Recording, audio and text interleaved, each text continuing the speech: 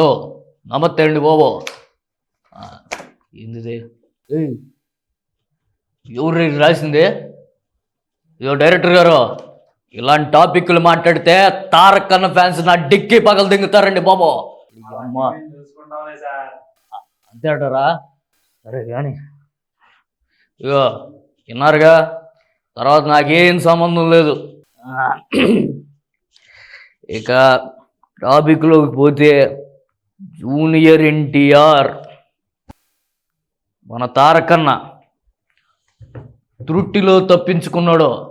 అదిగో అదిగో అదిగో మీ కళ్ళు ఎర్రబడుతున్నాయి. ఇగో వసంత కూలింగేనండో అమ్మా.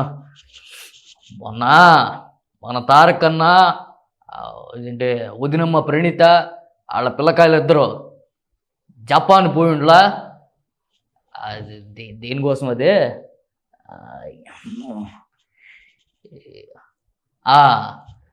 నూతన సంవత్సర శుభాకాంక్షల పార్టీ.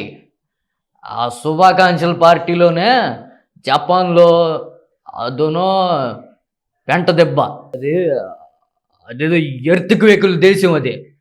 ఎప్పుడు ఎర్త్క్వేకులు సునామీలు ఆడనే వచ్చి వస్తాయి, అదేంటో అర్థమై సావదు.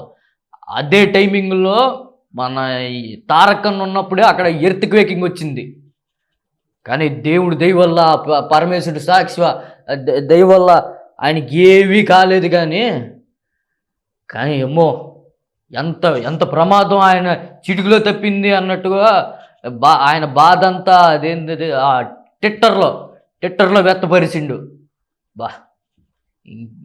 అప్పుడిప్పుడు 2009లో అనుకుంటా ఎలక్షన్ టైమింగ్లో కూడా ఇలాగే యాక్సిడెంటింగ్ అయింది ఆయనకి. మనిషి మంచోడు కదా, సో ఆయన మంచి మనసుకి అన్నీ మంచిగా జరుగుతాయి.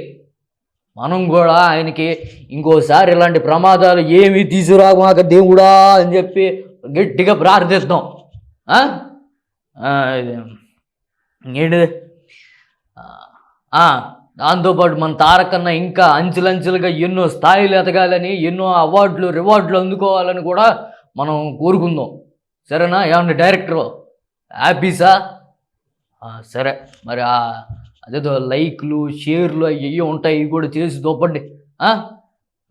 మళ్ళీ కామెంటింగ్ అంట, అది కూడా చేయండి. మళ్ళీ నా గురించి చేసుకుందరు అందులో. వస్తా.